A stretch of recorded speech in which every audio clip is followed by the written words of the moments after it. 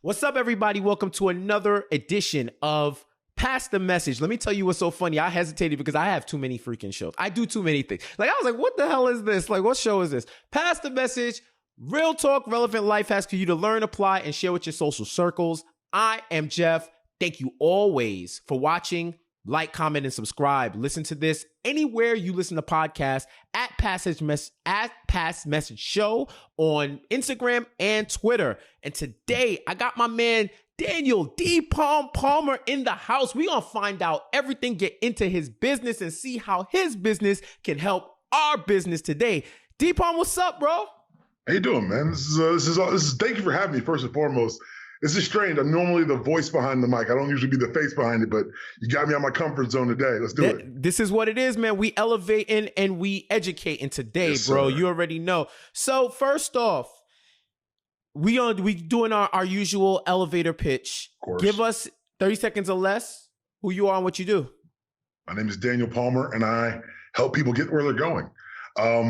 If you've got a dream, there's a way to achieve it. And I believe the number one way to do that in this world, in this country particularly, is home ownership. And anyone can own a home. It's all about how you get there. And that's my job, to get you there. That's what's up. And we were just talking earlier, like off camera. I always thought that what you were in was considered real estate, but you told me you're doing mortgages. So what is the difference? Differentiate that for me. Got you. So real estate, I guess, in the broadest sense possible, that's what I'm involved in. My job ends up with people in houses, but I don't go out and look at houses. I don't count bathrooms. I don't tell you what kind of backsplash you should have.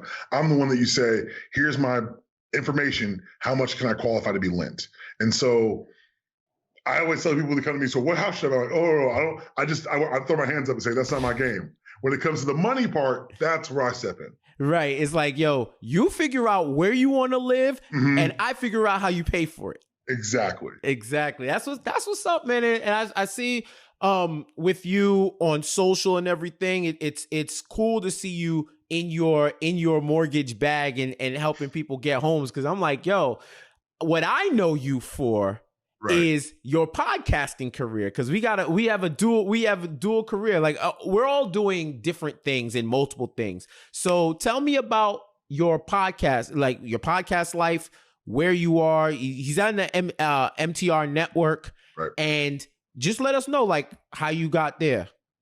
So I guess 8 years ago now. Wow. I moved to Philadelphia, right? I moved to Philadelphia with my my now wife. We've been dating like 6 months, and she got her dream job, and she's like, "Well, you coming?" I was like, "Let's go." So you took that leap, and I went to Philly, and I realized I got to Philadelphia, and I didn't have any friends or people I could talk to. Well, I talk about sports. It's one of the things I love. And my old roommate had started writing for a website covering Georgia football. I wanted the dude run the site. Said, "Hey, you want to run a podcast?" I ran that show for 171 episodes. And then more and more, I've been helping Chris out once here and there on things on the website. And he said, "Look, why don't you just bring everything you do over here? That's where UD Pod hit. Over there, approaching 200 episodes.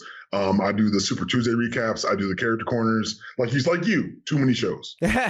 So what's important about what he said, everything he said was important, but what's important he said about the podcast is it covers like geek culture, nerd culture, comics, mostly comics, right? Because I mean, video games a little bit, but and you brought your sport aspects over it too, and it's important because this episode, by the time you hear this episode, there's going to be a lot of poetic waxing about Chadwick Boseman, and this literally happened. Like this is Saturday. We're gonna move the curtain. Like we're not even real talk. We're literally like 12 hours removed. I'm not 12 hours because I was on the couch with my wife and I've been watching a movie or doing something else, and she was like, "Yo, don't pick up your phone."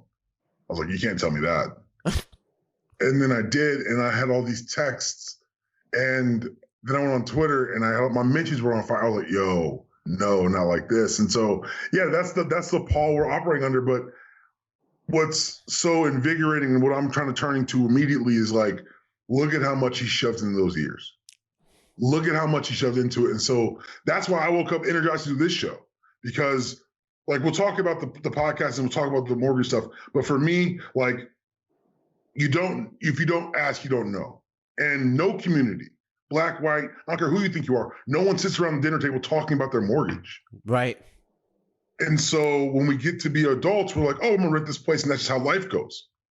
If you can afford your rent, you can afford a mortgage. Probably gonna be less month-to-month commitment.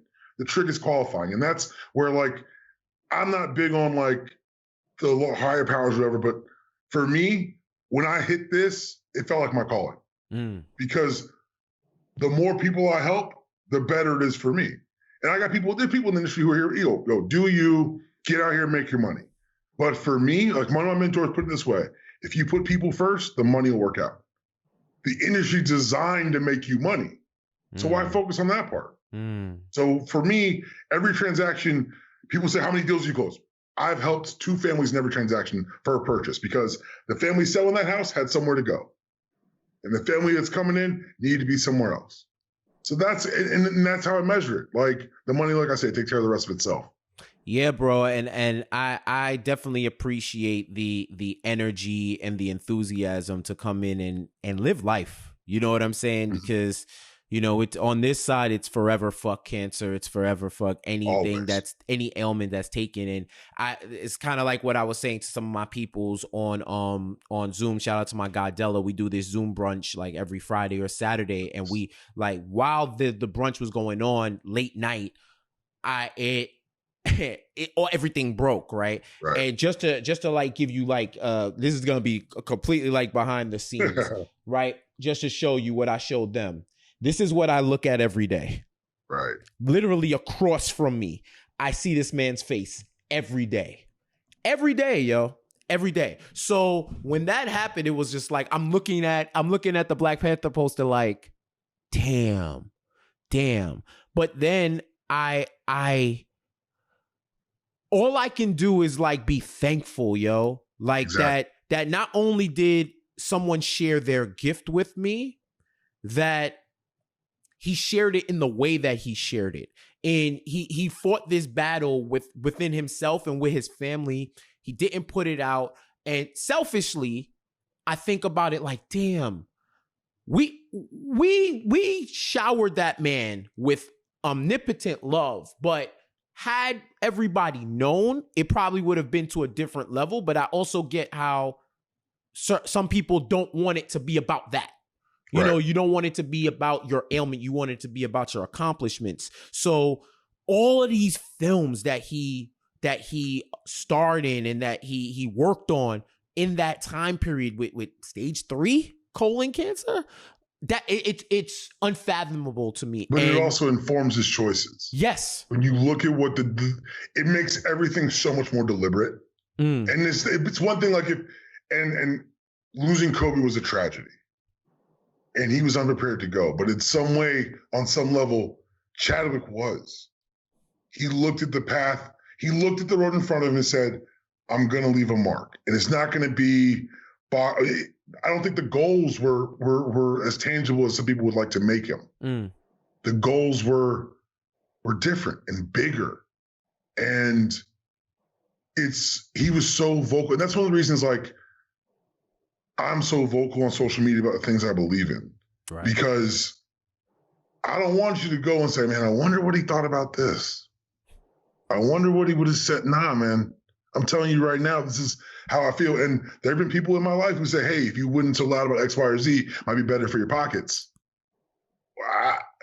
And how much is too much? Like, if I'm comfortable, if I'm happy, if my family's straight, like, we get that human, that American disease of we need the next thing, the more. And that's part of like kind of what makes us human. Like that's what made us evolve. But at the same time, we evolved in a way that we built these societies, we built these connections, and to say these connections don't matter, they don't hold weight because I'm still here for the more, is to deny honestly part of humanity. And so for me, I'd rather be able to sleep at night.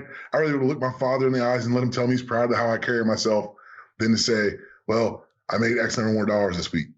That's a big fact. And I'll tell you something that I told my people last night.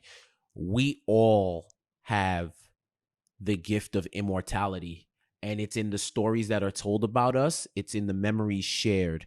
And if you've left your mark on this world, or if you left your mark on anybody, you'll never be forgotten.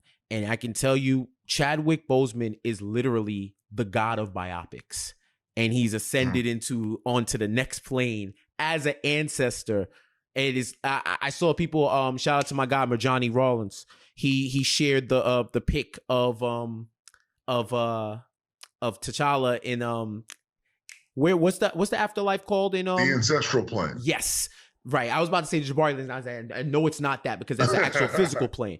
So in the ancestral plane, right? And it's like, yo, that's what it is. And when people use it, I know it might sound corny, but when people say legends never die, like that's what it is, because a legend is a story that's passed on. And we drank enough liquor. We poured out enough liquor. We did all of that. Like I'm so glad. Thank God for alarms, because DPalm would have been on this call by himself for a minute if it didn't go off for me. But yo, like, rest in peace. And I know y'all are gonna touch on it on the mailbag and everything like that. And y'all will hear how to connect with the MTR network throughout this podcast. But I just want to make sure that, you know, we give him his flowers now and let it be known, and take y'all behind the scenes a little bit with the production, because this is literally coming out in 2 weeks, but we never, like I said, we're gonna keep passing that story down. So back to you, boss. What made you get into mortgages? It's wild. I finished college, and I started a startup, and I ran into the problem some of us run into. We know too much, we talk too much, and we acquired a company, and I said, and they were going to bring on all this leadership to take full leadership thoughts on our side. I said, if their leadership put them in a position to be bought, then why are we trusting their leadership?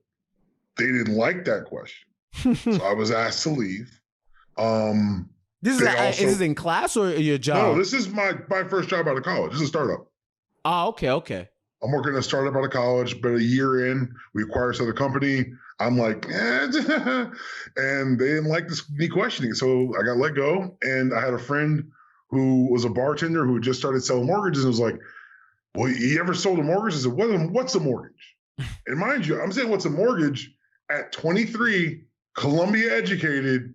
Like, I'm not like this is not like, I'm just like, what's a mortgage? What do you mean by mortgage? And so I go interview, and I end up working in operations. And for me, it was a good way it was mentally exciting, because it's always a new problem.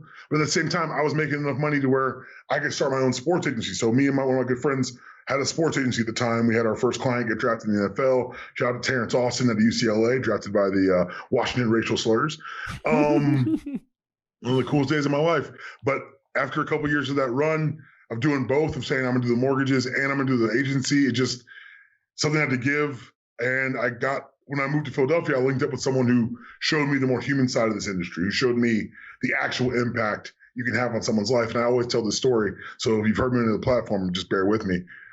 I went to my first closing I ever went to was for a young lady who worked with special needs children, but also had a special needs child of her own.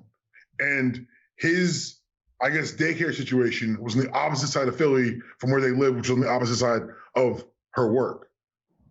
We bought her that house, and I watched her commute get cut more than half. I watched her cry at the closing table.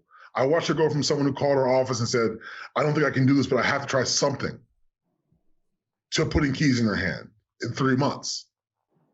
And from that point forward, I was like, yo, I can do that. And there were times I needed stability, so I stayed in operations for a while. But when my wife and I bought our first home, the home I'm recording from today, I got to the closing table and I was terrified. And I do this for a living. I was like, yo, it can't be this. So that's when maybe go on the other side of the table, start selling, and most fulfilling 2 years of my life, and financially the best 2 years of my life too. It's amazing how they go hand in hand. So for the most part, you just started doing this full time. I was always full time in operations. So like the nuts and bolts of how to do a mortgage, I've been doing that for 10 years. The decision to go into sales was one to say, do I touch 30 files a month or do I touch 5? And I've been able to make more of an impact, I think, from the sales side, if only because I get to be louder about what I do. The Monday morning mortgage minutes, you find them on Instagram, you find them on Facebook. It's a minute every Monday. I do 1 minute, just a little bit of mortgage knowledge to make you ask the question, what can I do for myself? Because I want to make these conversations less scary. You know where the word mortgage comes from? Nah, let me tell. Latin, mort miri, till death. It's inherently frightening. And so it's a death contract. It's literally a death contract. And so if I can make that less scary for people and not just a death contract, but an opportunity, a position to where you can say, I'm going to build generational wealth this way. You say that, because I tell everyone, I say, oh, I want to say, oh, I'll buy it in a year. I say, cool. They're not making more land and it's not getting cheaper. That's true. I haven't detected a lie yet. So they aren't making more. And I'm just thinking in my head, like, when are they going to start making like that's when the game is going to change. When they can start, like, this becomes The Sims or something when they start creating. The plot of Superman 1 where he creates extra land masses. Superman 1 is a real estate scheme, and it's hilarious if you really that movie. So is Superman Returns. It's wild. But yeah, it's a thing. When I tell people that, they people freeze. They slow down. Like, wait a second. You're right. And just transparency in the city of Atlanta this year. Amidst all the background of what's going on, housing sales were up 29% over 2019 in June. What we're running into now is lack of inventory. So the people who are saying, I'm going to buy X, Y, and Z, then there are no houses left. I think the next pivot's going to be towards the builder market, but that's a larger, more specific discussion to each area. You mean like knocking down property and building up apartments and stuff? Like they're shoving in subdivisions. I don't know how it is where you are, but they've shoved in a subdivision right down the street from where I live right now, where the houses are starting in the low 300s, but there are 7 houses that all look exactly the same. So when you say when you say subdivision, what do you mean? I mean like a collection of homes. I guess you see it more in Atlanta more than anything, but it's just like you drive in, it's got like it's called the farmhouses at Augusta Point is the example I mean. You pull in and all the houses are 1 of 4 models. They're very small lots. They're all kind of cookie cutter and put on top of each other. And that's where they're selling in the low 300s. And I'm just like, that's amazing to me because that's what the next move is. People are just going to say, we got to start building.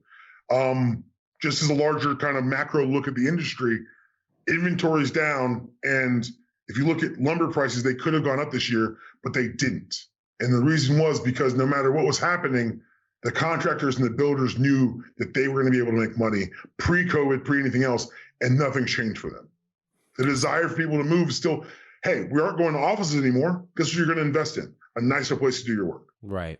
I think at least in New York in the boroughs we've had what you would call subdivisions. Like if you drive down a block, especially like in Queens or in Brooklyn, for sure, you'll see houses that throughout the years they've built on it. But if you look at them from like a macro point of view, they're pretty much the same house. Exactly. It's just who's put in as much work into it. Or what do you want to, right. Because then you'll see the one person that builds like the whole extra level. And it's like, all right, like now it's a war. Like, you know what I'm saying? Like you try to battle.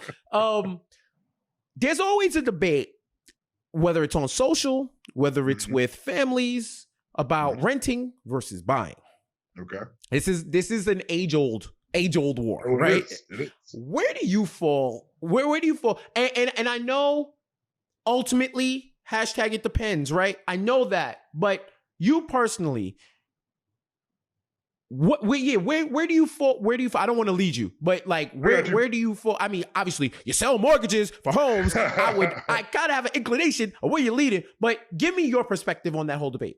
I wish I had the number in front of me right now. But they ran some numbers and said the average millennial before he decides to buy pours it's somewhere in the neighborhood of $300,000 in rent.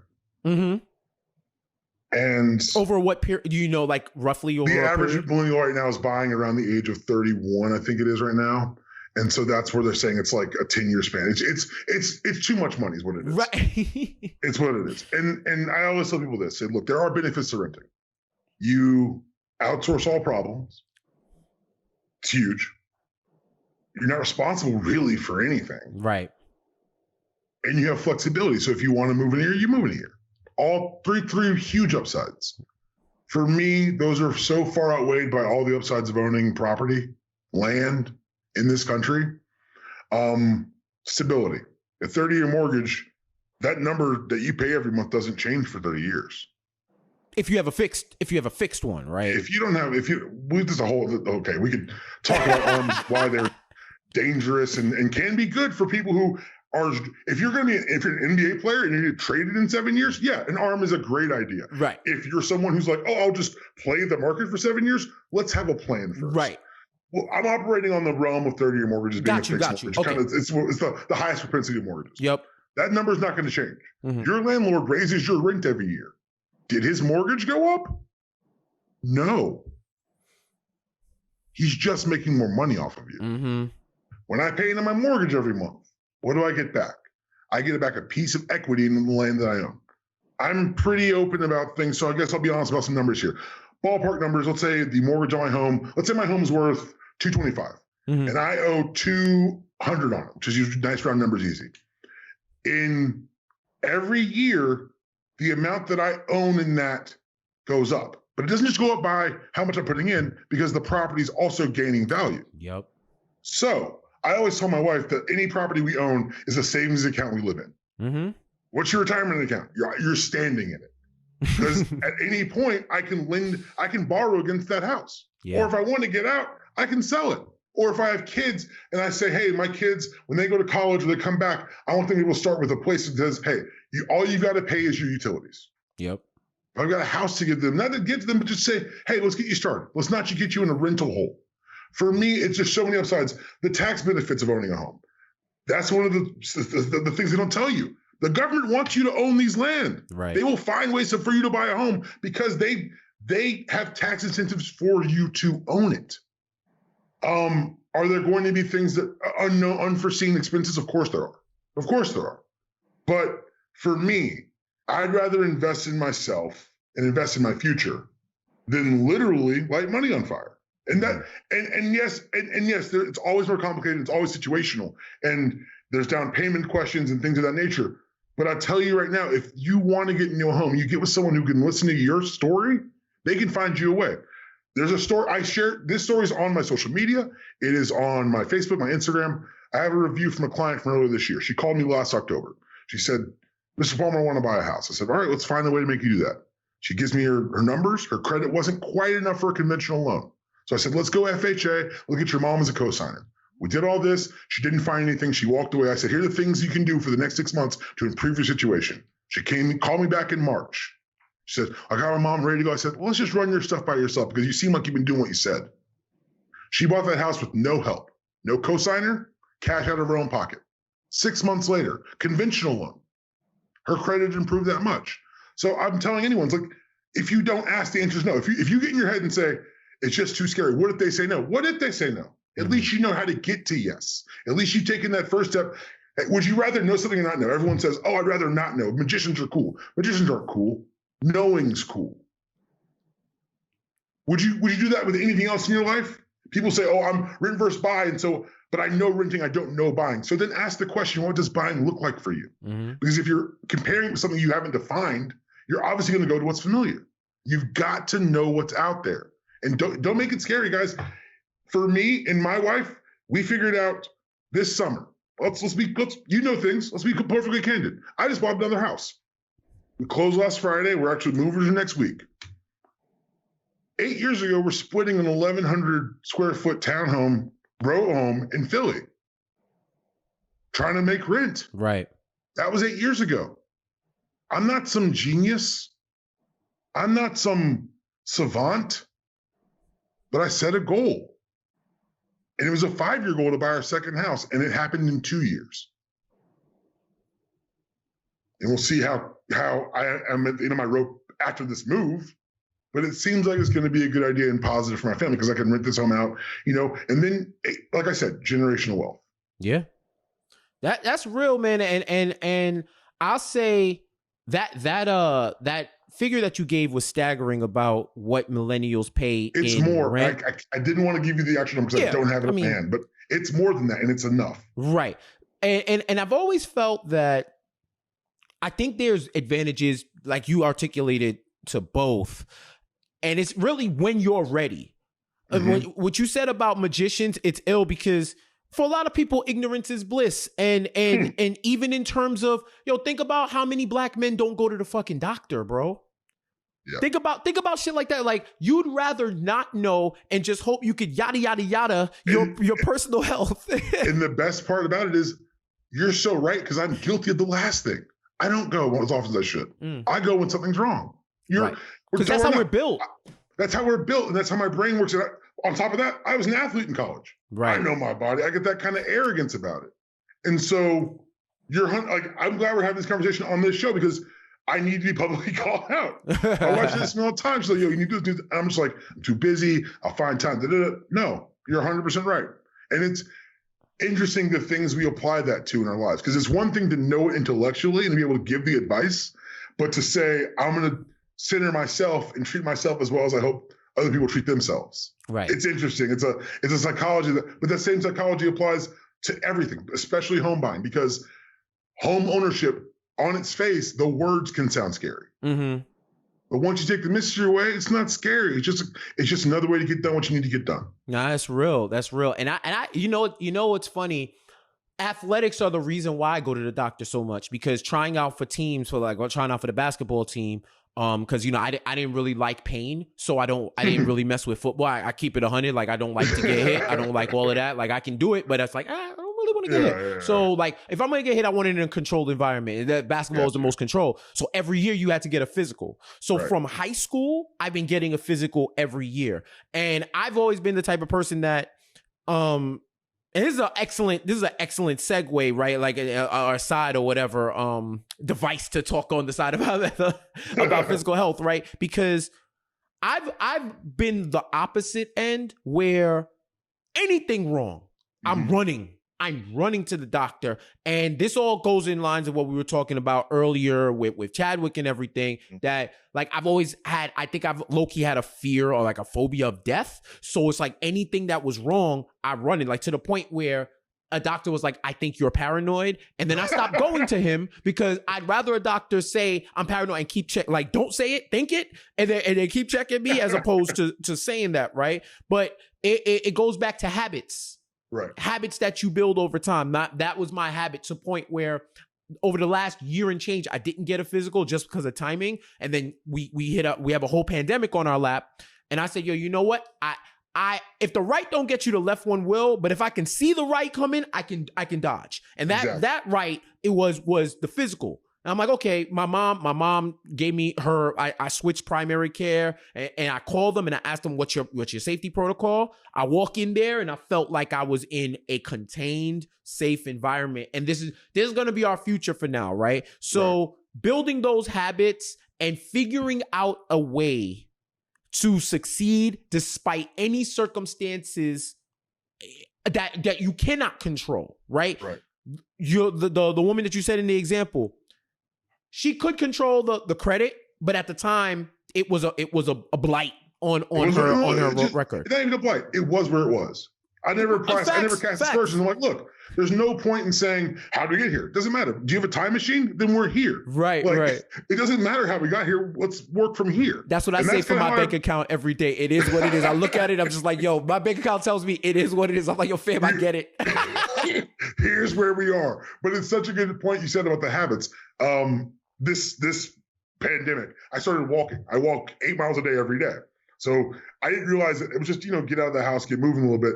Until my wife said that, and I was like, you're walking 40 miles a week. Like you're walking 8 miles a day, 5 days a week. Yeah, You're walking 160 miles a month. And last month I crossed 200 a month. And it was one of those things. And I feel better. Obviously, the clothes fit better, whatever. But for me, it was more about mental health and just getting outside, getting moving in this whole thing. But you're right. And now it's a habit. And now it's non-negotiable. And there are days where I don't get the second one in, but I'm up at 5 o'clock every morning. I got the first one in, no matter what. Sometimes work is work. Life is life. I understand it. Can't get the second one in, but that first one always happens. But like you said, it's a habit. And now I don't break it. You were on the O-line in college, right? I was, yeah. Yo, tell me about fitness as an offensive lineman, yo. Like let's go fully on tangent. Like how did that mentality inform what you're doing now? There is a writer named Spencer Hall. Wrote for SB Nation for years. EDSBS everydayshouldbesaturday.com. Yo, facts. Yeah, shout out to him. Yeah, for real. I've seen his stuff. For my money, he's the best college football writer on the planet. I fancy myself I write a little bit sometimes, But every time I read something he writes, I want to throw away my keyboard. I'm like, it's useless. I love those writers. Oh, that's Bomani's inspiration. Piece of Vanity Fair. Bomani's the Vanity Fair piece. Oh, yeah, I was like, well, this. Yeah, Bomani, I'm like, yo, when is the book? If Bomani, if you listen to this, give us the fucking book, bro. Like, enough is enough. Stop it. No, stop it. Because I've broken enough keyboards. I need you to stop writing. That's what I need. To stay in your lane and stay on TV and shit. Right. Please leave us something. But every year Spencer writes something called The Opener.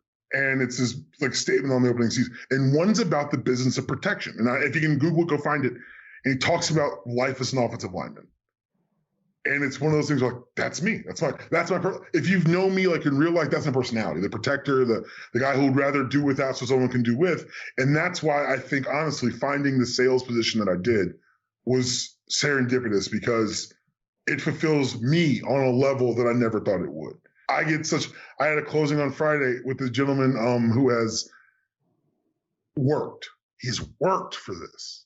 And we've had some hiccups along the way. And he trusted me at every step.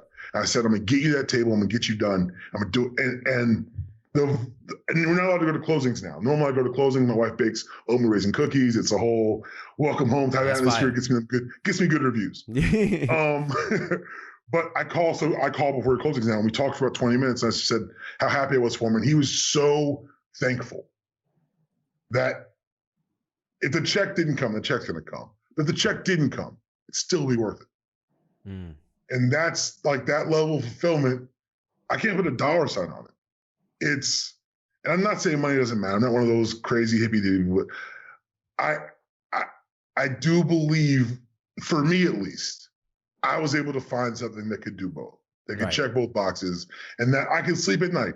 Mm-hmm. Like I went to Columbia, man. Like I played sports in the Ivy League. All my friends are finance dudes. All my friends went straight to the big ones after college, and I couldn't stay in New York. It's not in me. Mm-hmm. I'm not a New Yorker. Right. And like I hang out with them, we're cool and they're happy and they're good now. Like we're in our 30s. It's different now. But I watched those first few years out of college. I watched the 7 days a week, 360 days a year. Like I watched that. I watched it, put it on them. I'm like, there's gotta be a middle. Yeah. No, that's a fact. There's a Bill Withers documentary called Still Bill, and he's talking to his kids and he says, you're gonna want to strive for greatness. And always do that. On your way to greatness, you're gonna pass pretty good. Slow down. Look around. It's not half bad. Nah, that's real. And so for me, it's not about, I found like this internal peace and happiness a couple of years ago where it's like, could I always go for more? Of course I could. I went to a high school that you say your high school's privileged. I say that's very cute because my high school had the largest endowment of any day school in America, Jeff. The NBA, the Olympic courts that they played on in '96, those are the basketball floors on the elementary school gym at my high school. Like I'm not like that's the love family gives, like this is that school. Mm-hmm. So that's a place where people are like, what was your high school experience like? And I always say, it's Olympic. No. It was Lord of the Flies with dull pencils because it was the most competitive place. It was a breeding ground for CEOs. And if you want a CEO, that's where you need to send your kid. But everybody doesn't. You shouldn't want a legion of sociopaths. We had 210 kids in my class, Jeff. We had 7 1600s. SAT 1600s? Yes. Oh, heard you. Back when that was it. So like, I'm telling you, I was raised in an environment of competition and like dog eat dog in a different type of way. And then I got to Columbia and it's more of the same. And so coming to that realization was a real thing for me. Like that was a real transformative moment for me where it says, yo, there is no honor in just saying more for more's sake. Right.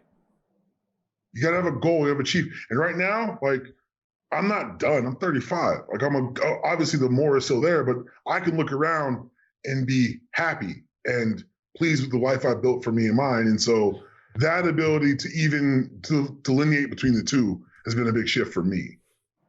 That's real. I'm looking for this. Something that you said just triggered something. Yeah, shout out to James Clear. He's the author of Atomic Habits, and he sends this newsletter every week. And I feel like what you said about the more that might be. I've this pandemic, this quarantine. One of the things I've been doing is consuming content from a bunch of different sources.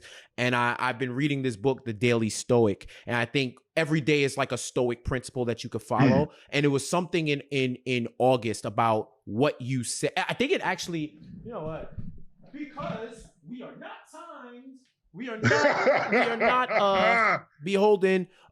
Did you? That's the piece in the chat. Cool. You know what's funny about Skype? Anything that you send, anything that you do, it gets caught by my recorder. So it's like, no, it's fine. It's whatever. It's actually interesting. You're just gonna have a big ass link that pops up on you or whatever. I'm reading it now. Literally, this was yesterday's reading about how Seneca, who was a Stoic, he was talking all these principles, but he was rich. Right. He was rich. So, you know, people would criticize him like, yo, you talking all this altruistic shit, all this stoicism, and yo, you're filthy rich. So how you gonna like how you sound hypocritical. And one of the things that James Clear said was he was like, he might have wealth, but he didn't need it. He wasn't dependent on it or addicted to it, nor despite his large bank account was he considered to be anything close to Rome's most lavish spenders and pleasure hunters. Whether his rationalization was true or not, or whether he was a tad hypocritical. I love when things are in the parentheses when it's like, whether he's a tad hypocritical, his is a decent prescription for navigating today's materialistic and wealth-driven society. We can still live well without becoming slaves to luxury, and we don't need to make decisions that force us to continue to work and drift further from study and contemplation in order to get more money to pay for the things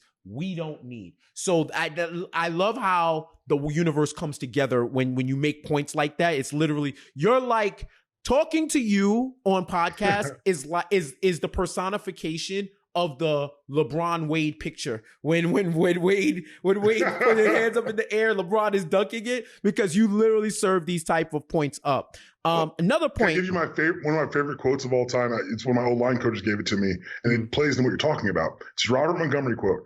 If you achieve success, you will get applause, and if you get applause, you will hear it. My advice to you concerning applause is this: enjoy it, but never quite believe it.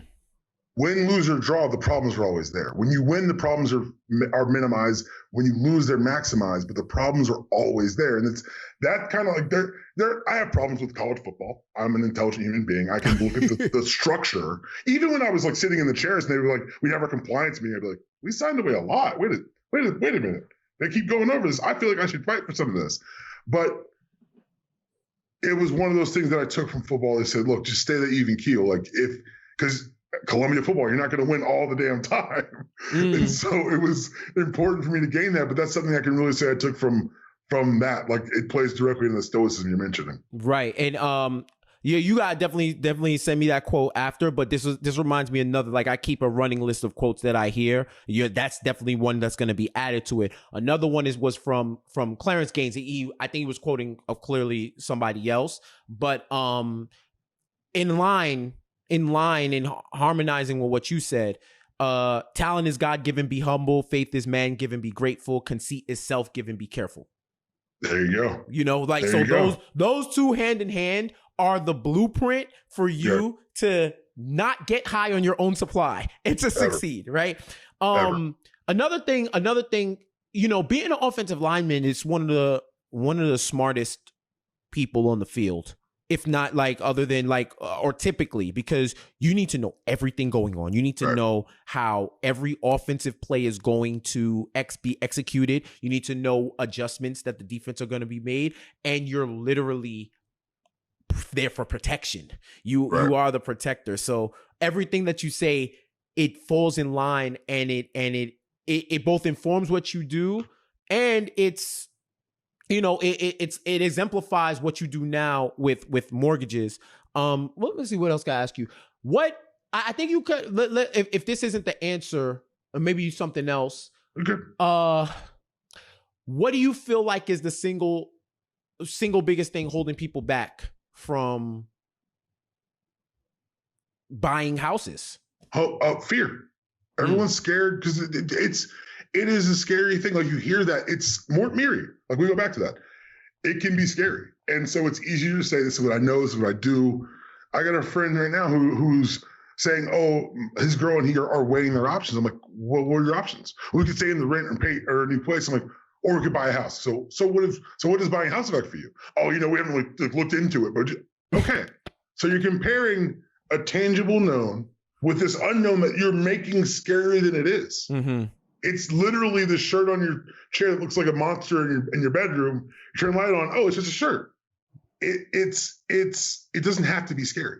It can be exciting. It can be something that you feel invested in. And that's my job, I think, because anyone can take someone's order and say, you want a mortgage, and push these buttons for you. Anyone can do that. My job is to say, take the person who says, I can't do this, and say, let me show you how. That person, I'm happy to help everyone. Look, there are people who buy in their second, third homes. Look, happy to help. That's what I'm here for. Mm-hmm. But it's those instances where I take the people who say, this is the dream, or this is something that, or even this is our first one, or we've got a plan for the next 3-4 years. Those people I'm so excited to help because it's someone who I think looks at it the same way I do, and not just a house, it's an opportunity. Right. That's a big fact. I'd say outside looking in, outside of your industry looking in, I think something that's common and really endemic among people in general is the idea of being scared of money. Well, I think it's that, but it's also a distrust. And in our community, it's earned. Yeah. Like there have been housing, I'm so aware of the inequities in housing in this country. And that's one of the reasons I'm so loud about what I do with who I do it with. Because it's one thing to say things have gone wrong in the past and we don't trust it. That's cool. But it's not enough to say that's going to stop you from ever entering into the ring. The sins of the past, yes, they are sins, but they're not forgiven, but they must be dealt with and moved forward upon. But you can't just say, oh, I'm just going to rent now. I just don't trust that industry. Mm-hmm. You're limiting yourself. You're harming yourself. And so for me, ask if you have a mortgage person if you always hear me, if you know someone who works in mortgages, ask that person how they got into the industry. Every one of us I knew a guy. Or I was selling something else, and some guy walked in and he said I could sell mortgages. Everyone got in because they knew someone. Mm-hmm. What that means to me is I've got to be able to be known more. That's why before all this, I was going to work. I'm trying to work with the AUC to try to get involved in the job fairs down there, because I want to say the majority of this industry is old and white and male. It just is, and they're not interested in building a replacement. And for me, that mentality of collective action, that mentality of more for more sake allows me to say, well, let me share this bounty. Let me share this knowledge. And we joke and we laugh and people say, oh, DPalm does all that comic book nonsense. My morality is derived from Stan Lee. What at my core do I believe in? With great power comes great responsibility. If I have any power, be it social, societal, financial power, it is not just an option. It is my obligation to look at those who don't have and reach back. It is, if I want those in power above me to notice my efforts and my love and my humanity, it is not just imperative, it is the second half of the sentence to do it to the people who find themselves in need of your aid. It is not virtuous. It is not magnanimous. It is not to be celebrated. It is the bare minimum, in my opinion.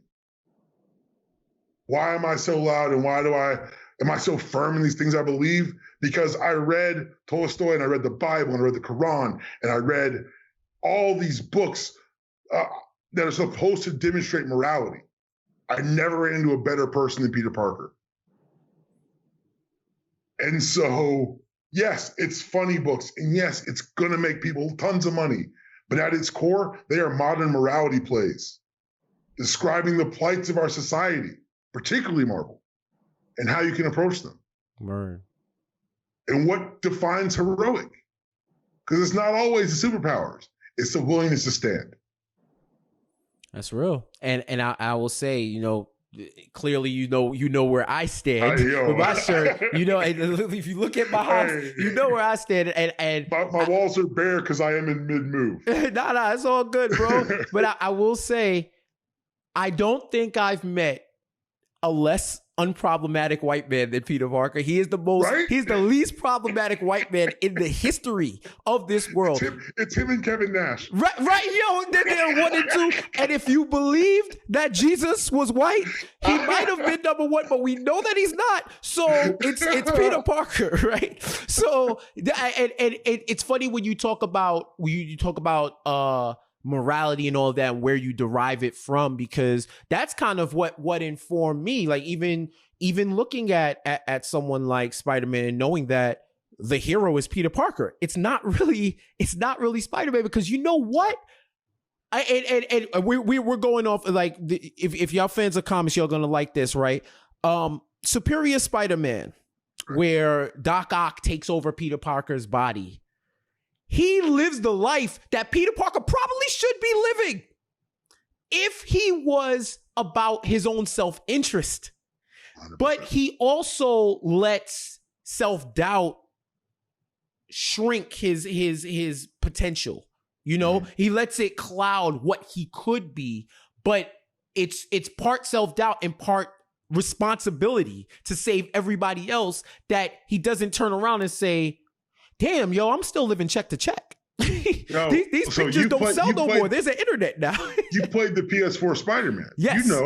There are times when the 3 things will pop up and you feel like oh, wait, what do I got to do them all. But, and for me, that was one of the triumphs of that game, is that they're able to capture that impetus, the need to do good and the inability to be everywhere at once. There's literally 5 things at once, and you're like, exactly. Damn. He didn't even have like, all right, well, I don't need to go to Brooklyn because Miles got that. No, like you got to get everything. You got to choose. Yeah, exactly. Yo, man, that was really informative, and I think you by far can help a lot of us out with what you've learned throughout your journey. And this is where the pass the message portion of the show comes into play. So let's get into it. First, what is one skill that you have in your profession that you think anybody could benefit from if they apply it in their life?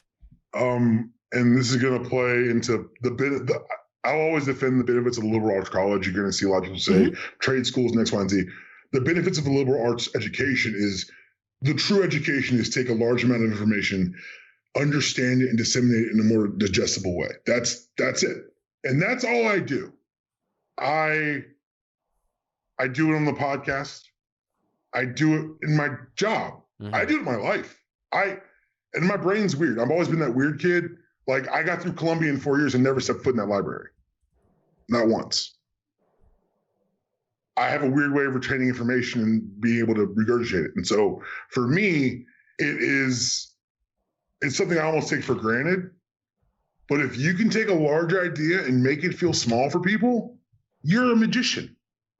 We go back to that. You've created magic because you've made something that was hard to grasp and you made it small, and you put it in their hand. And if you can put knowledge in someone's hand, no matter how small it starts, it's going to grow. And that, for me, that's the client I got this morning. Before you and I linked up, I woke up to 2 new applications in my phone. One was from a client who was friends with a client I closed in March. Never met this dude. I've never spoken to him. I've got all his pay stubs. I've got all his bank statements. He sent me his social. He told me to run his credit. We spoke this morning as I was emailing him his pre-qualification letter. If I hadn't done such a good job with his friend, that's a deal lost. If I handed his friend the knowledge and treated him as well as I could during the transaction, he goes somewhere else. Mm-hmm. I'm not tied to a bank. No one's bringing me deals. And so if there's 2, you said one, I'm taking 2. Go ahead, bro. One is the informational aspect. Take a large idea, make it small, and this can be anything. If you just get one big idea, if you can make it small, you can go pretty far. Mm-hmm. Because people are be impressed with the ability to do so. And 2, you can control how you treat everyone you interact with. I'm going to say it again because I'm thinking about the next thing I want to say. You can control the way you treat everyone you interact with. Had a guy come through, almost get his closing, and it fell through. It just didn't work out. Something went wrong. And I take that shit personally because that, for me, that's someone's home. That's someone's plans. That's someone's dreams. I take that personally. And he ended up talking to my manager, and he played me the message. And it's 2 minutes of saying how well I treated him through the process and how he's going to recommend me out even though he didn't get a house. And that, for me, that's that real. Like, that's something I can't pay for that kind of word of mouth. If he goes up to someone and says, yo, this guy really helped me out, you didn't get the house. I know, but he did everything he could. Those are the two for me that have really kind of benefited me in everything I've done. That's real. That's real. Those are. I think that's something that we can definitely apply to our lives. Give me. You spoke briefly about it with the age old Ben Parker mantra for life. But is there any other saying or phrase or wisdom that was imparted on you by anyone or anything that you pass on that you apply daily and that you pass on? You baited me. All right. My father is the smartest man I know. And I don't mean that in some sort of weird, like, oh, my dad can beat up your dad kind of way. I mean the fact that my father was born in Gary, Indiana in 1942. Came to Atlanta, Georgia. Is he a Jackson? No, but he lived down the street from him. He went to high school with two of them. Wait, with Joe? No. The older brothers. Oh, okay. But my uncle was the first black graduate of the pharmacy school at Purdue. Like, my dad came to Atlanta, went to Clark Atlanta University, and graduated in '64. If that gives you any sort of idea of who he graduated with and who he was working around, who right. I grew up in my house. Right. But I always joke with people because my dad has all these people, he's younger than him, older than me, black men who he has mentored through their lives. And my joke's always been, y'all got the drips from the knowledge. I got a fire hose. So it was easy for me to miss so much for so long. And he's given me so much and so much perspective, but the joke we always tell is the 7 Ps. Prior proper preparation prevents piss poor performance. I've always heard that the other way, piss poor preparation produces piss poor. Like I've never heard it in that order. But for me, the emphasis is always going to be on performance. My dad was a salesman too. Hey, I don't care how you prepare. But if you don't prepare enough, like I said, didn't go in the library at Columbia. Right. I didn't have to. I'm a weirdo. I know that. My brain's wired in a strange way. But if I didn't prepare enough, I couldn't get it done. The worst thing Columbia taught me is that I can do things on a deadline. 15-page paper due tomorrow. As long as I've got 6 hours, I know I can do it. That was always my joke. It was like, you taught me the wrong things. You taught me how to operate under the most amount of pressure. I can still get a B in 6 hours. I know that for a fact. And so it's not necessarily over preparing or under preparing. It's preparing enough. You mentioned offensive line play earlier. It is. People, I want to watch a game with you. No, you don't. I'm not fun to watch football with. I'm not. I know I'm not. I would love watching with shout out to Mike Felder. Me and Felder see football the same way. I mean, other linemen do too. But you say, oh, you got to know the plays, but you also got to know the defensive shifts. No, bro. Before I get in my stance, I'm watching safety depth. Because at safety depth, I can tell you probably what coverage they're running. If I can tell you what coverage they're running, I can probably tell you where those backers are going to go. I can probably tell you any sort of stunts up front. Once we're in our stance, now, not only am I watching weight on people's hands to see who's leaning back, so who's going to be stunting, I'm watching linebackers to see if safeties are shifting, to see if it can tell zone blitz is coming. From there, if it's a run play, I've got to figure out who I'm supposed to hit. Yep. And know that where I'm running, they're not going to be there. So if I'm anticipating a twist in front of me, I'm playing left guard, and I've got to pull and clean out the 3 technique, I got to know he's going to be gone. I've got to slow down my pull and wait for the guy to cross. Like, it's so complicated to play offensive line. And it has to happen at the snap of the ball. And so for me, like, it's interesting because the balance of all those variables, it's tough and it's hard. And when you watch football, please be cognizant of what you're watching, because those guys that work, dumb football players, nah, man, you can't. Maybe differently smart than you. I'm gonna ask you a question, Jeff. What's up? You've been around this game for a while. Who are the least interesting athletes to speak to? The least interesting athletes to speak to? I have by an answer. Sport or by position? By sport. Wow. I'll give you my answer because I'm not in the sports space anymore professionally. Right. What's yours? Baseball players. That was gonna be my initial guess was baseball. Because baseball players for me, you're taking out for the good ones. You're taking out of high school, you send to a small town, go play baseball, get out. Hockey's weird because they have all the international terms. Hockey guys are weird. They're all over the spectrum. Basketball guys, they travel a lot, so they're worldly, and they have to spend at least 1 year on a college campus. Right. I don't give a shit. They have to go to class, but you have to spend 1 year in a scholastic environment. Every football player in the NFL, whether you think about them or not, spent 3 years on a college campus. Yep. You don't have to think that they're the smartest people in the world. That's fine. But you will respect them because they didn't just go for 3 years. They survived for 3 years on a campus that was not built for them. That was not built for their academic success. And so it's one of those things, and I always joke about being a stereotype breaker. Because when I was in college on Wednesdays, so you don't know about Columbia. Columbia's field is 100 blocks north of this campus. Our field's at 216, the campus at 116. But every Wednesday, I would skip a class, go to Midtown Comics to get my pull list, and then go back up to practice. Right. That's the kind of weird dichotomy I've always lived in. And it's so, I'm really glad you had me on, man. I really do appreciate you having me on, because this is, I'm so glad to get to show the world that you don't have to be put in any boxes people put you in. You know what I'm saying?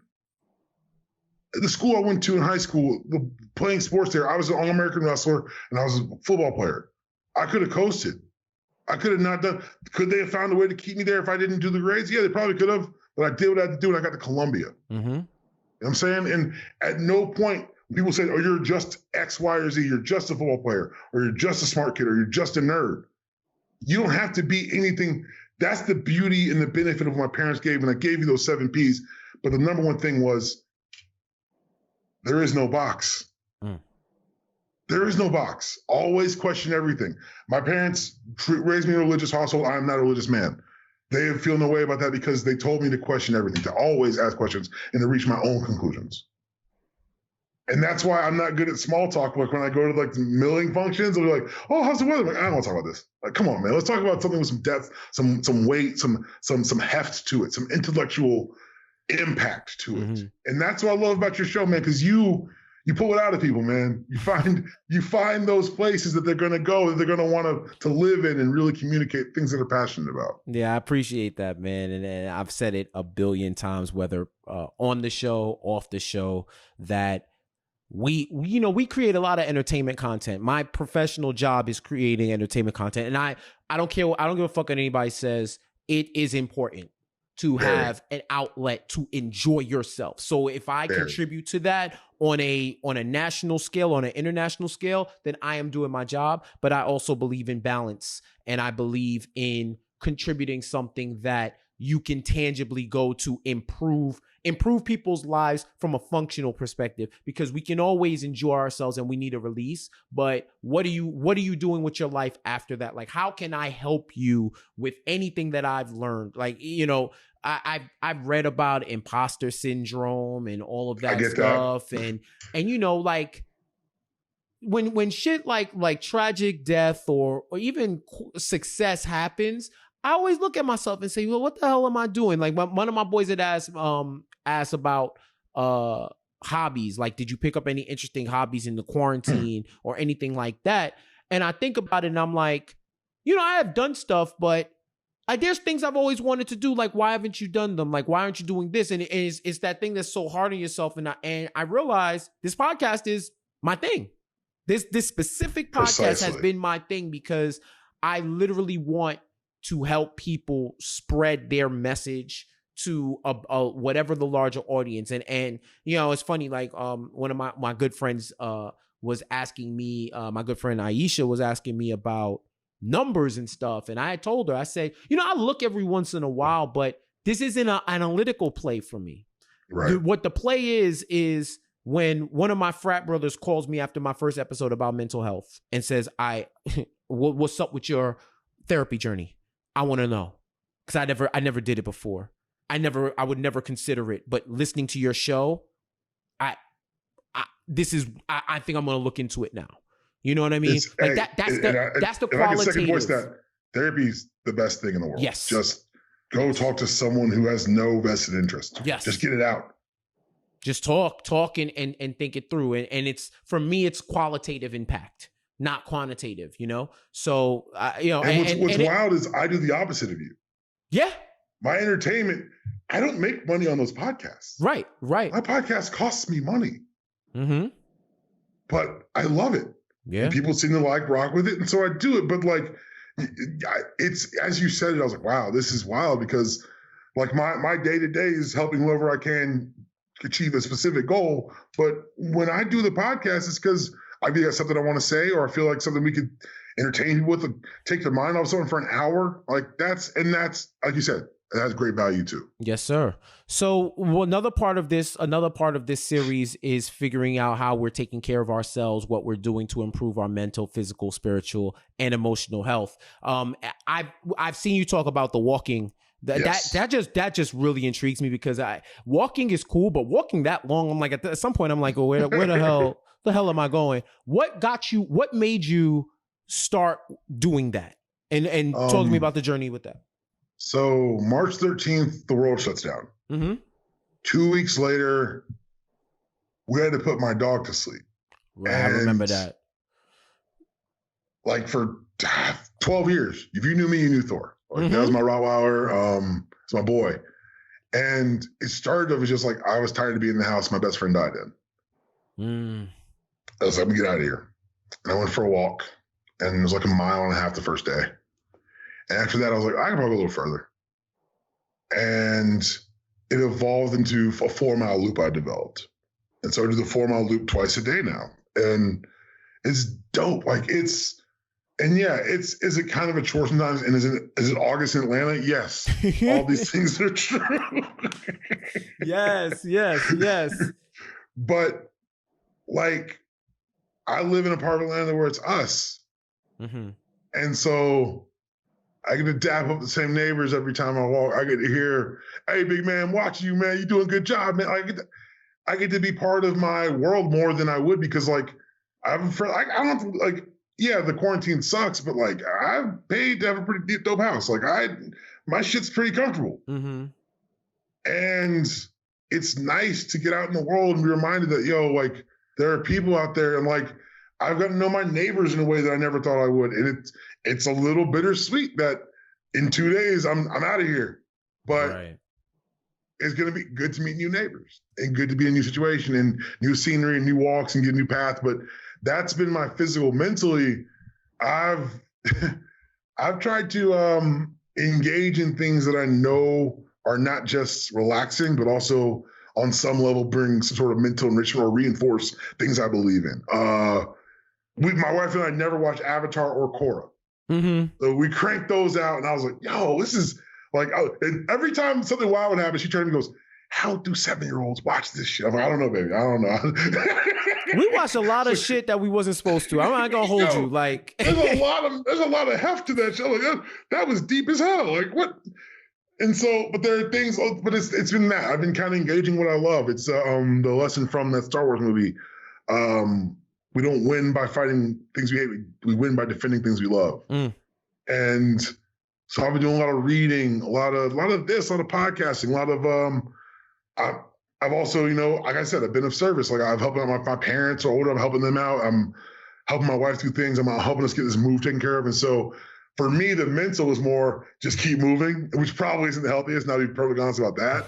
And, but no, for me, it's been a physical, more maintaining of everything, which is fed into the mental. I sleep better. Like even though I don't care who you are, like you can be the most in shape motherfucker in the world. If you walk 8 miles a day, every day for a week, you're going to sleep. You're going to sleep more because you're tired. Like that's just how it is. So I'm sleeping better. I got more energy when I'm moving. I'm able to focus more on the things that matter to me. And one of the good things about like the fact that I found such purpose in my job is that when I am stressed, I dive into work.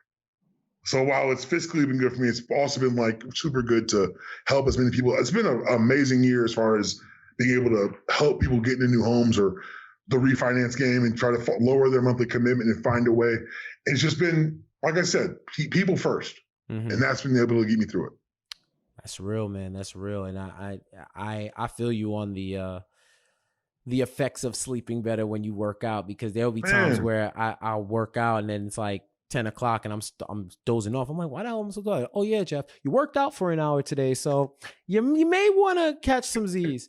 That's important for real. All right, so some rapid fire before we go. What's one thing that you figured out? I can't live without this when quarantine hit.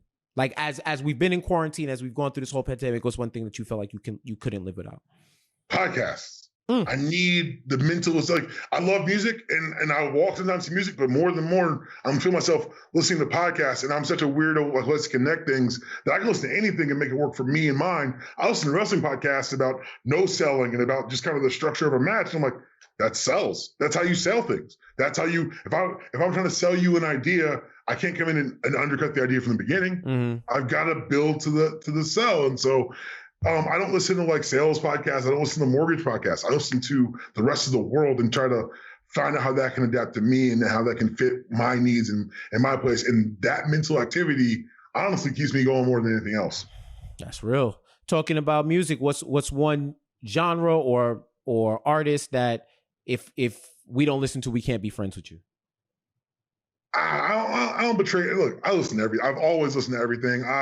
I can sit here and talk. I've been to a Styx concert, but for me, what defines me at this point, I found myself drawn to mortgage rap. And what do I mean by that? Niggas that sound like they rap with a mortgage. Little Brothers, the Killer Mikes, LPs, like, oh, these grown men. Yo, we all young people listen to this. You will be old. Trust me. Yes, it happens. It will happen. The line for me was 2 Chainz. And for me, it was a summer, I think it was 2010, when Crit had a mixtape out and Future had a mixtape out. And for me, that was the battle for Southern hip hop soul. And Crit lost and I lost. And guess what? I've been rocking with the losers ever since. Give me some dope beats and some great lyrics. I don't need the rest of it. Y'all can keep everything's not for everybody. I don't get it. I'm okay with that. But I'll tell you this, before we bought this house, the last Thanksgiving in our last rental, some kids went down the neighborhood and knocked over the mailbox with a baseball bat. And I was no shit on my front yard yelling, "Get out my lawn, you kids." Because I'm old. And it will happen to you. I know everybody laughing. I see you shake your head. That's fine. It will happen to you. You'll find one of those stereotypical moments. Bro, I'm there. I'm already, listen, my people used to call me the kid, and now I'm like the man. Like it's like, it happened. And you know what? And it's, as an aside, well, one thing about what you say about mortgage rap, like, I love seeing our legends age and talk about real shit. Like Nas' latest album that dropped, he was like, on his song 10 Points, he was like, a hood that's known for murder now doing mergers, because he's like a venture capitalist now. If you told me 30 years ago that Nasir Jones was going to be a fucking venture capitalist, first I would have been like, did he live that long? Because that just was our mentality. And secondly, rappers are getting into, like, this is what I want to hear about, because I want to see the evolution. Yes, I know you got women. Yes, I know you got money. But what do you do? What do you do? Are you sleeping with a mattress? Is it under your mattress? Or like, are you still selling drugs? Like, have you expanded your operation? Like, do y'all invest that shit in stock? What's going on? I find that kind of rap dangerous, because we've heard Nas try to sound smart before. And I don't need him messing up anybody's money trying to sound smart. But I will say this. I just need someone who raps like I feel like they got responsibilities. Like they got bills to pay with these raps. Oh, that's what that's what I need. I need to feel like you are like Big Boy's new album, the Big Sleepover. Cannot wait. Give it to me, Big Boy, because I know you got a mortgage. Let's go. Right. Yeah. No, I hear you on that, but it's definitely I feel like people like Nas, they've had good people in their life to tell them like, yo, do this, invest, well, what do you call it? Like financial planning. It's such a young art form. This is the first generation we watch get old. Yep. And so, like you said, for a long time, the retirement plan was some hot ones. And now it's what would Tupac have been? Like, you got to remember, like these motherfuckers died at like 24. Right. And they're trapped in amber forever in this state. And it's interesting because as I get older, like I'm 35 now, like I lived, it's interesting to look back and see Run the Jewels really find themselves at 40 years old. And we just talked for an hour about the advice I'm giving, but my life could change in 5 years. Yep. And that's the exciting part. That's one of the reasons why I think the interconnectivity of our society is at one time the death of culture and also the expansion of it. Just really quickly, the death, because every generation before us, if you were saying things were better when I was a kid, you had no actual point of reference. It was just an amorphous thing. And now for media-wise, things are better when I was a kid. Prove it. Okay, Indiana Jones, goddammit. Like, wait a second. No, so nostalgia now is no longer nostalgia. It's still in the present. If you were making an original property in the 80s let's do the 60s, there was no antecedent. There was nothing to build on. And more than that, there was no one who was in a position of power who loved the thing that came before enough to demand to see more of it.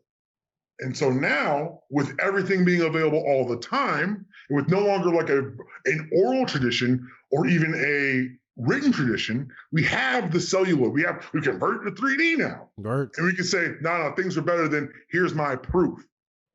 Conversely, it's good for culture because John Lewis isn't a name in a textbook, because John Lewis is a GIF, because John Lewis is a snippet, because John Lewis is on YouTube. And the voices that we saw and we heard are no longer relegated to the sepia tones of the past.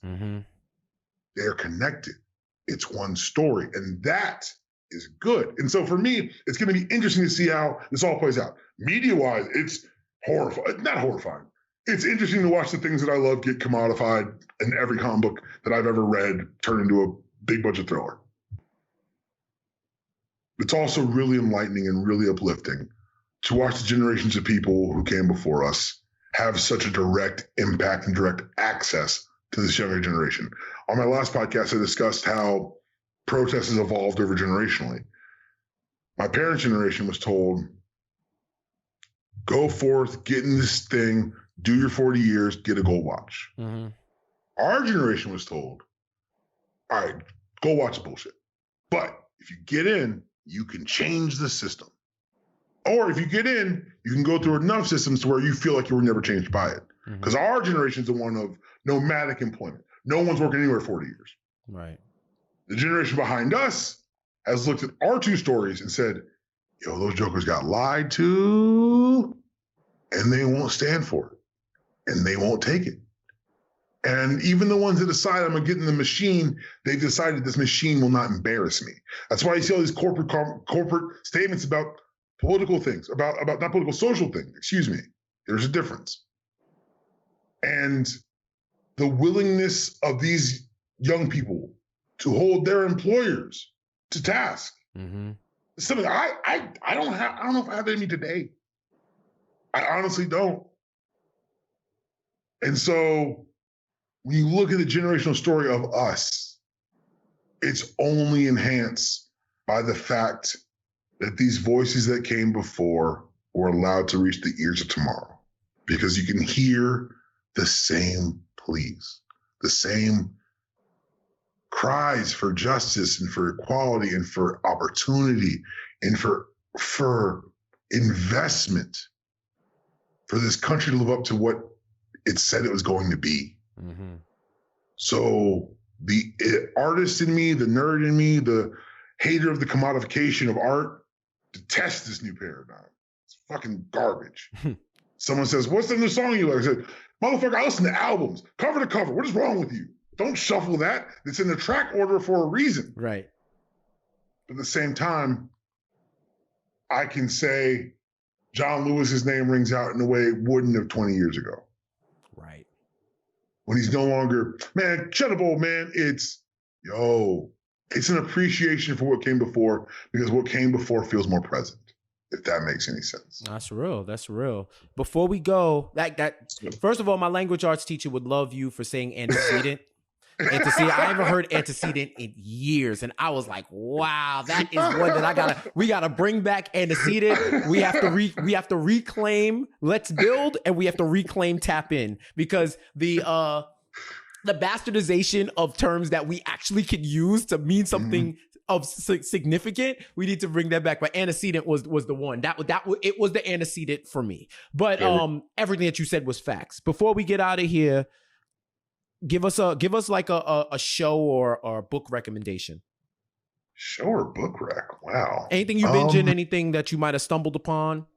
I'm TV's background for me right now. Right. But if you're listening to my voice and you haven't watched Watchmen on HBO, I need you to do yourself a favor and go watch Watchmen.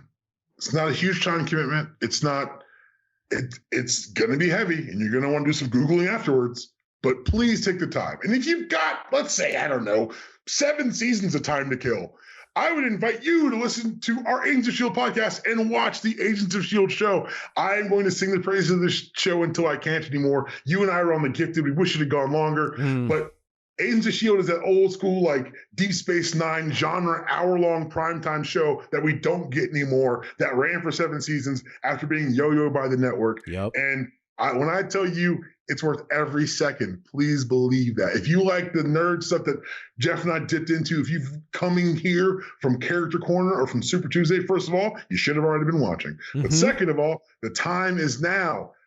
Disney Plus, I think Hulu's got them too. Go watch them, please, because that show... Yeah, that was the Marvel Universe on my screen. I can't co-sign enough like with both of those shows. Everything you said, DPalm, like what the fuck am I gonna say after that? Like just listen to the man and go watch them damn shows. Yo, we're done, bro. We're done. Thank you for having me, man. Thank you for being on. Thank you for enlightening us, enlightening me, and enlightening the listeners. I really appreciate it, and I think you exemplify what it is that I'm trying to do with the podcast. So every time I speak to you, I learn something, and I love to learn. So can I leave with one thing? Yes, sir. If everyone wants to laugh, look at me right now. I'm a 35-year-old man sitting in an very Atlanta t-shirt. If you want to laugh, go to your HBO Go or HBO Now, whatever it's called. Go watch Miss Evers' Boys. It's a movie about Tuskegee experiments, Alfred Woodard, Lawrence Fishburne. It's a very powerful movie. You know where I'm going with this. Yeah. I just realized. Go watch the movie. It's a great story. Go watch the first 10 minutes, because a boy dies on the table in that movie. You get kicked in the chest by a mule and have to save his life by draining the fluid from his lungs. That boy is an 11-year-old Daniel Palmer who got to take 2 days off of school to hold Alfred Woodard's hand in South Georgia. The best job I ever had. IMDb DPalm. That's what it is. I'm not on there because I stopped renewing my guild card at 16, and you think I'm kidding. wait. So they erase you from the database? I haven't paid a SAG fee since I was 16 years old. Man. But that doesn't mean you shouldn't be on credit. I never asked for a credit. I never asked for. I think because I was a glorified extra. I died on the table. Okay. But the noises are me. That's acting. I want you to know the noises that are made. That's your boy acting. Yes. And he gave it all up to get y'all in homes. So you better fucking appreciate that. Let's go with that. Yeah, right. Where can everybody find you? Where can people are you just relegated to Atlanta, Georgia area, or you can we lend in most of the states. New York is a bit of a quagmire, but I've got friends I can connect you with who do work in New York. We lend all over. I can help you get into a home all over this great country. At DPalm66 is the Twitter. DPalm66 is also the Instagram. It's also the Facebook. It's also the PSN handle. I'm a man who believes in branding. But if you have specific mortgage-related questions, daniel.palmer@nationslending.com or danielpalmermortgages.com. Either way, let's just get you started. Let's answer that first question of, is it even possible for me? Because I can tell you what, the answer is not no, it's how do we get to yes? Yes, sir. Yes, sir. And I'll have all that information for y'all in the show notes and everywhere else. Or you just follow me. If you follow me, you'll find him, because we talk all the time on social. So this has been enlightening, man. I appreciate you, and I appreciate everybody for listening. That does it for us. Pass Message Show, Instagram and Twitter. Jeff J Says, all social media. Subscribe to this show on YouTube. Listen to it anywhere that you listen to podcasts, because if you're listening already, you should know where to subscribe. So it's step one, step two, do all the things. And I always leave you with this. Take these words home, think them through, and when you're done, pass the message. Talk to you soon.